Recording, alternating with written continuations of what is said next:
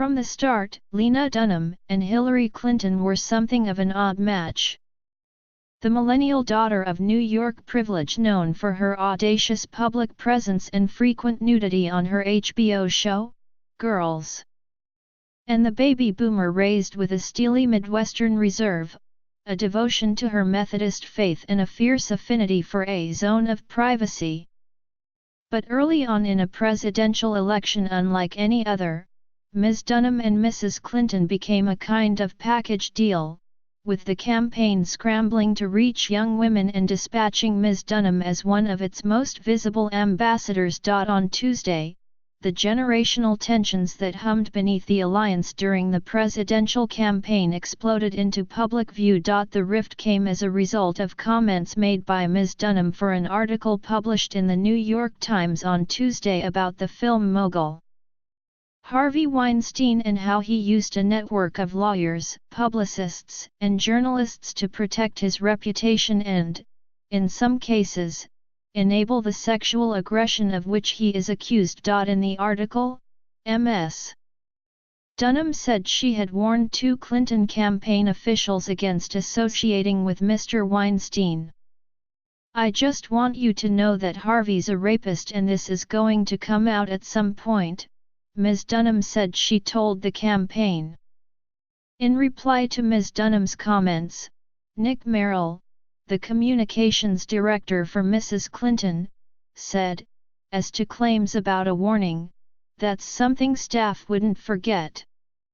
Ms. Dunham's prominence in the Clinton campaign made her comments particularly resonant.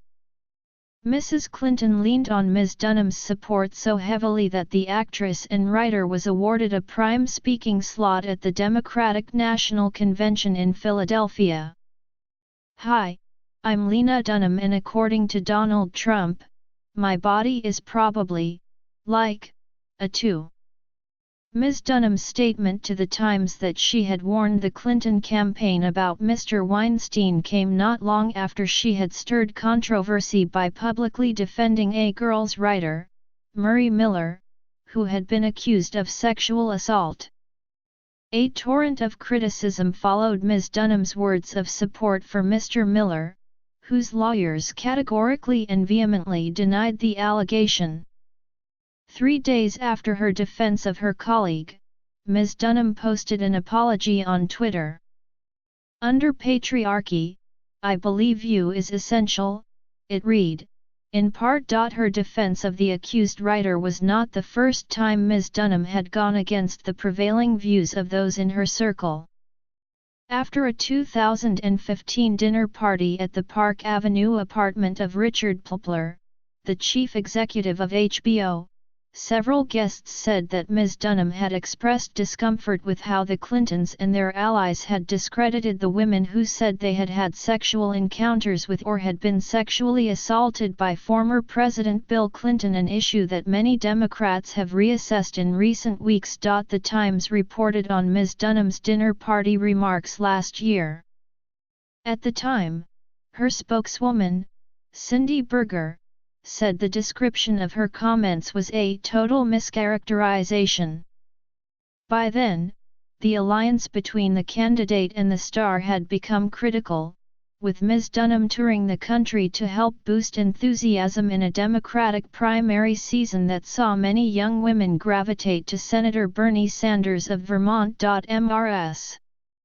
Clinton had started her campaign by promising that her victory would lead to an America where a father can tell his daughter, "Yes, you can be anything you want to be, even President of the United States."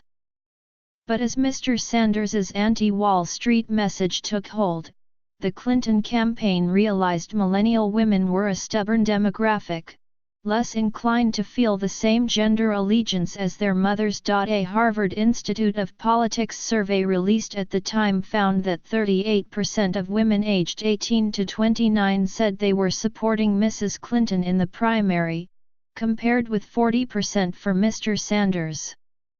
In the general election, Mrs. Clinton would go on to overwhelmingly win young women 63% to Mr. Trump's 31%. According to exit polls. In Ms. Dunham, the campaign had found a bona fide celebrity feminist spokeswoman who Mrs. Clinton's aides believed could connect to the younger women were feeling the burn. The Girl's creator made stops in New Hampshire and Iowa, where she spoke to young women often wearing custom-made dresses emblazoned with Hillary. "My underwear say feminist on the butt," she told a crowd in Iowa City. Even in a campaign with no shortage of famous surrogates, Ms. Dunham stood out.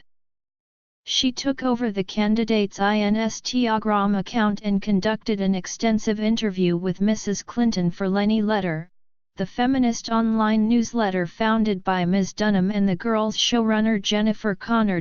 Ms. Dunham also hosted fundraisers, including one at Soho House in Manhattan.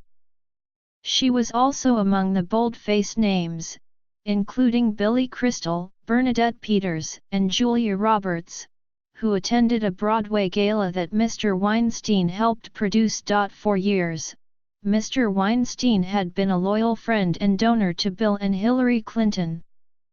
In 2014, the Clintons rented a 7-bedroom bluffside estate in Amagansett, NY, next door to Mr. Weinstein's Hamptons home. After the November election, the Clintons dined with Mr. Weinstein and discussed a possible documentary project. The talks fell apart soon after the first allegations against him were published in the Times on October 5. On October 10, as the accusations against Mr. Weinstein mounted with the publication of a second Times article and another in The New Yorker, by Ronan Farrow, Mrs. Clinton said she was shocked and appalled by the revelations and that the behavior described by women coming forward cannot be tolerated. The inevitable second-guessing that follows any election loss has set in like a chronic condition in Mrs. Clinton's world. While Ms. Dunham says she has questioned the campaign's close association with Mr. Weinstein, other Clinton allies have lately pointed to the reliance on liberal celebrities, and Ms. Dunham in particular, as evidence that the campaign had been out of touch with voters during an off-with-their-heads election year. These allies have wondered whether, despite Ms. Dunham's hard work for Mrs. Clinton and the sprinkling of some millennial stardust on the campaign trail, the New York-born star potentially turned off voters whom Mrs. Clinton needed to reach. Ahead of the caucuses, Simone Frierson, a recent graduate of the University of Iowa, told The Times that the season of Ms. Dunham's HBO series partly set in Iowa made fun of Iowans a little. Ms. Frierson added that the Girl's episodes in which Ms. Dunham's character, Hannah Horvath, briefly studies at the esteemed Iowa Writers' Workshop made us seem like we're simple. In the final days of the campaign, Ms. Dunham made a video short for the comedy website Funny or Die that played on the criticism she had faced as a prominent Clinton supporter. In it, she makes a diverse set of friends cringe as she performs a pro-Hillary rap as MC Pantsuit. "I wonder if I'm actually hurting her chances of winning," a bikini-clad Ms. Dunham says at the end. After Mrs. Clinton's unexpected defeat, Ms. Dunham was more serious about blame that had been cast her way, telling Rolling Stone, "It's amazing. I'm like, why don't we check in with Russia, you guys?"